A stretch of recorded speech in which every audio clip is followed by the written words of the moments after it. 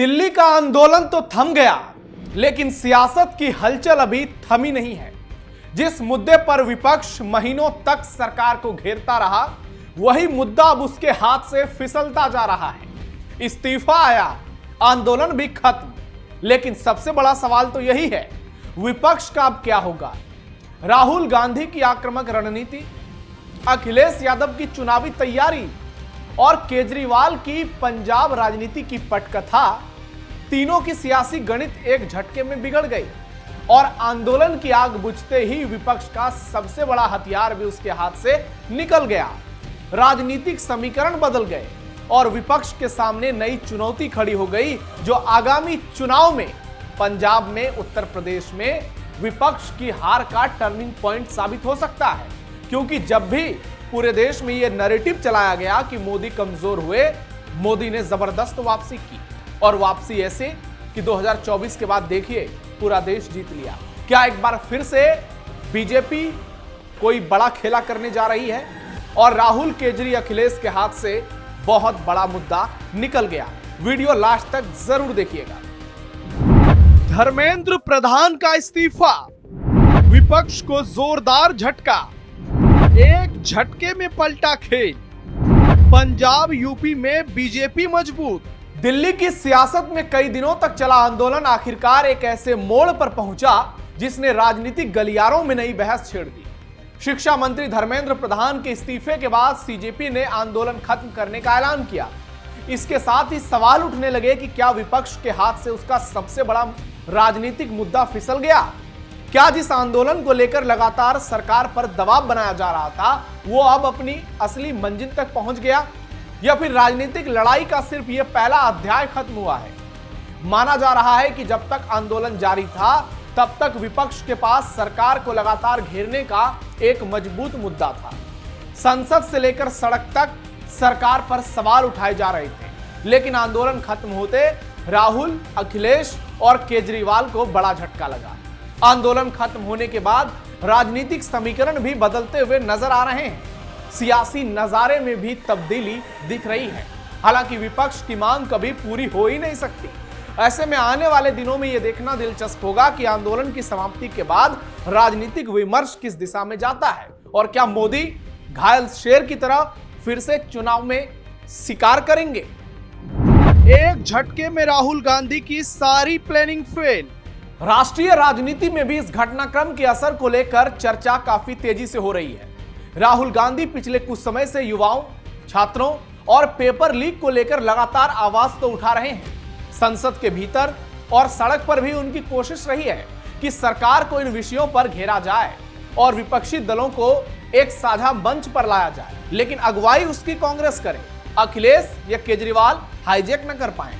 यदि आंदोलन लंबे समय तक चलता तो विपक्ष को, खास करके कांग्रेस को, लगातार जन समर्थन जुटाने का मौका मिल जाता। लेकिन आंदोलन खत्म होने के बाद राजनीतिक फोकस बदल गया है। हालांकि राहुल गांधी रुकने का नाम नहीं ले रहे, वो तो अमित शाह और नरेंद्र मोदी तक के इस्तीफे मांग रहे हैं। धर्मेंद्र प्रधान के इस्तीफे और कांग्रेस जनता पार्टी के ऐलान के बाद राहुल गांधी ने ट्वीट किया है, धर्मेंद्र प्रधान का इस्तीफा हमारे एजुकेशन सिस्टम को फिर से संवारने की दिशा में बहुत बड़ा कदम है। शाबाश देश भर के छात्रों, आप सभी पर गर्व है। सड़कों पर आकर लोकतंत्र, संविधान और अपने भविष्य की रक्षा में डटकर खड़े रहने वाले हर एक युवा, हर छात्र को बहुत बहुत बधाई। दो मांगे अभी भी बाकी हैं। पीएम छात्रों और भारत के भविष्य को सम्मान देते हुए माफी मांगे और छात्रों पर हिंसा के दोषियों पर कार्रवाई हो। यह समाज के दूसरे वर्गों, किसान, मजदूर, गरीबों, हर वो व्यक्ति जिसे इस सरकार ने दबाया है, कुचला है, अपने सम्मान के लिए संवैधानिक तरीके से डटकर खड़े होने में ही असली साहस है। इस सरकार को हटाने का वक्त आ गया है, डरो मत। राहुल गांधी ने ट्वीट के साथ वीडियो संदेश भी रिलीज किया। जरा देखिए राहुल क्या कह रहे हैं। Education Minister Dharmendra Pradhan's resignation is a huge step in rebuilding our education system. It's a symbolic step because he was a symbol, but it is still a big step. And I want to congratulate every single student, every single youngster who came out on the streets and fought for democracy, fought for the future of this country, and defended the Constitution. I'm proud of you. Well done. It's also a signal to other parts of society, farmers, laborers, poor people, anybody who this regime is attacking and oppressing. There is wisdom and courage in standing up. Daro mat, let's get rid of this regime that is attacking India, destroying our constitution, capturing all our institutions. Let me remind the government, there is still 2 demands outstanding. The first one, and most important one, anybody who has raised a finger on our students, beaten them, shot at them, has to be held accountable. People who've organized it, people who've implemented it, all have to be punished. And the final demand, that the Prime Minister of India, out of respect for the students of India, out of respect for the future of India, has to apologize to the students who were brutalized and attacked. Thank you. Jai Hind. कुल मिलाकर राहुल गांधी के हाथ से बहुत बड़ा मुद्दा निकल गया। उन्होंने पूरी ताकत लगाई, जमीन पर खूब ड्रामा किया, लोटपोट हो गए। लेकिन अब तो चिड़िया खेत चुग गई, क्योंकि कॉकरोच जनता पार्टी ने आंदोलन खत्म करने का फैसला ले लिया और कांग्रेस पार्टी, जो कि शुरुआत में कई दिनों तक इस आंदोलन से गायब थी, जब लोग पहुंचे तो आंदोलन को हाईजैक कर लिया। और अब ये राहुल गांधी के लिए 11,000 वोल्ट का बहुत तगड़ा झटका है। अखिलेश यादव के हाथ से निकला यूपी चुनाव। किसी भी बड़े आंदोलन का असर केवल उसके दौरान ही नहीं होता, बल्कि उसके बाद भी राजनीति पर पड़ता ही है। यही कारण है कि अब सबसे ज्यादा चर्चा उत्तर प्रदेश की राजनीति को लेकर हो रही है। योगी बनाम अखिलेश यादव की सियासत को लेकर हो रही है। 2027 के विधानसभा चुनाव को देखते हुए अखिलेश यादव लगातार युवाओं, छात्रों और पेपर लीक से जुड़े मुद्दों को प्रमुखता से उठा रहे हैं। उनकी कोशिश है कि सरकार को रोजगार, शिक्षा और पेपर लीक जैसे सवालों पर लगातार घेरा जाए। हालांकि उत्तर प्रदेश में योगी आदित्यनाथ बहुत मजबूत हैं। ऐसे में यदि आंदोलन ये लंबे समय तक जारी रहता तो राजनीतिक बहस के केंद्र में अखिलेश यादव खुद को एक बड़े पैरोकार के तौर पर पेश करते। लेकिन आंदोलन खत्म होने के बाद अखिलेश की राजनीति की भी लंका लग गई। सपा की ओर से डिंपल समेत पूरी फौज उतारी गई थी। मैदान में सबको मोर्चा संभालने के लिए अखिलेश यादव ने आगे किया था, लेकिन अब सब कुछ खत्म हो गया। अखिलेश ने कहा है, कानून के साथ नीयत साफ हो तभी परीक्षाएं बेहतर होंगी। जो कहती थी दुनिया की सबसे बड़ी पार्टी है, उनको नई पीढ़ी के लोगों ने हरा दिया। सुनिए। बनाने की बात हो रही है, नीट पे गवर्नमेंट का ये करोड़ों का जुर्माना लगेगा। उससे जरूरी ये है, कानून बने अच्छी बात है, लेकिन नियत साफ होनी चाहिए। कानून के साथ साथ नियत साफ हो तभी परीक्षाएं अच्छी होंगी। और परीक्षा के साथ साथ हमें शिक्षा व्यवस्था और कैसे बेहतर करें, हमारी शिक्षा व्यवस्था कैसे बेहतर हो, उस दिशा में भी हमें काम करना पड़ेगा। धर्मेंद्र प्रधान के बारे में एक शब्द में क्या कहना चाहेंगे आप? जल्दी से बहुत देर की, लेकिन देर से ये तो अच्छा हुआ कि जो नकारात्मक राजनीति भारतीय जनता पार्टी करती थी, जो ये कहते थे कि दुनिया की सबसे बड़ी पार्टी है, उसको नई पीढ़ी के लोगों ने हरा दिया। मोदी ने अपने मंत्रियों को इंस्टाग्राम पे रील बनाकर युवाओं के बीच पहुंचने की अपील की है, इस पर क्या कहेंगे? इस्तीफे के बाद तो उन्हीं की रील बन गई। ठीक है सर, ठीक है। आने वाले महीनों में उत्तर प्रदेश की राजनीति में यह मुद्दा किस रूप में जीवित रहता, ये इस बात पर निर्भर करेगा कि विपक्ष इसे किस तरह नए मुद्दों के साथ जोड़ता है और बीजेपी इसका क्या जवाब देती है। क्योंकि सारी बातें तो एक तरफ है, लेकिन असली सत्य तो दूसरी तरफ है। योगी का चेहरा सब पर भारी, अखिलेश इसका काट कैसे निकालेंगे? क्योंकि उत्तर प्रदेश में योगी मॉडल का नतीजा देखिए। ये तिलचट्टे, ये कॉकरोच जनता पार्टी वाले पूरे देश में इन्होंने बवाल मचाया, लेकिन योगी राज में जाने की इनकी हिम्मत नहीं हुई। योगी का नाम सुनते ही ये बिलबिलाने लगे, फड़फड़ाने लगे, क्योंकि योगी राज में नो प्रदर्शन, नो दंगा, सब कुछ चंगा। ऐसे में अखिलेश के लिए अब हाथ से बहुत बड़ा मुद्दा निकल गया है। अब वो फिर से पीडीए पर ही आ जाएंगे।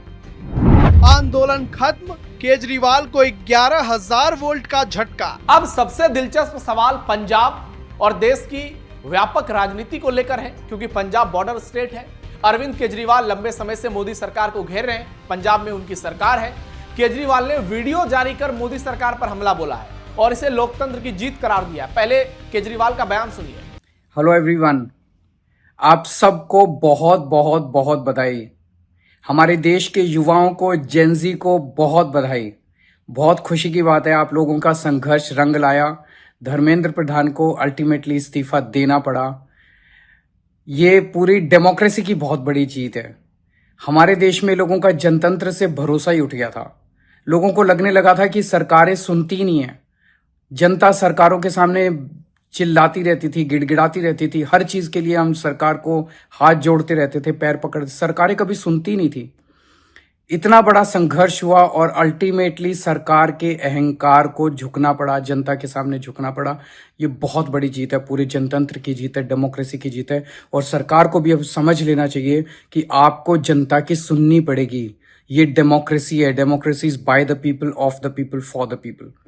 मैं उम्मीद करता हूं कि सरकार नीट के सिस्टम को ठीक करेगी ताकि अगली साल अब से पेपर लीक होना बंद हो जाए इस देश के अंदर। अब हमारे बच्चों को आत्महत्या ना करनी पड़े। जय हिंद। केजरीवाल को आपने सुना, लेकिन सवाल तो यही है, यदि छात्र आंदोलन लंबे समय तक राष्ट्रीय बहस बना रहता तो आम आदमी पार्टी भी इसे अपने राजनीतिक अभियान का हिस्सा बना सकती थी। लेकिन आंदोलन समाप्त होने के बाद पार्टी को भी अपनी चुनावी रणनीति में बदलाव करना पड़ सकता है। पंजाब की राजनीति इस समय आम आदमी पार्टी के लिए बेहद चुनौतीपूर्ण और सबसे बुरे दौर से गुजरती नजर आ रही है।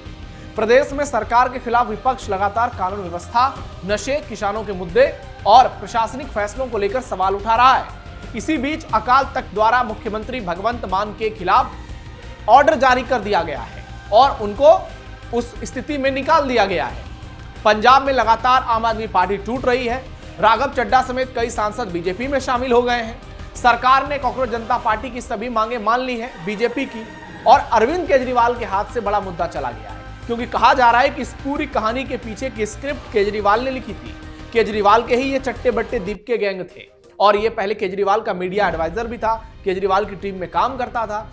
ऐसे में केजरीवाल ने ये मंच सजाया, राहुल गांधी ने लूटपाट की, उसमें अखिलेश भी शामिल हुए, लेकिन अब सब साइड हो गए और आखिरकार विपक्ष को जोरदार झटका लग ही गया और उसके सारे अरमान धरे के धरे रह गए। यानी एक साथ अखिलेश, राहुल और केजरीवाल तीनों की राजनीति को जबरदस्त झटका लगा है और तीनों एक साथ धराशायी हो गए हैं।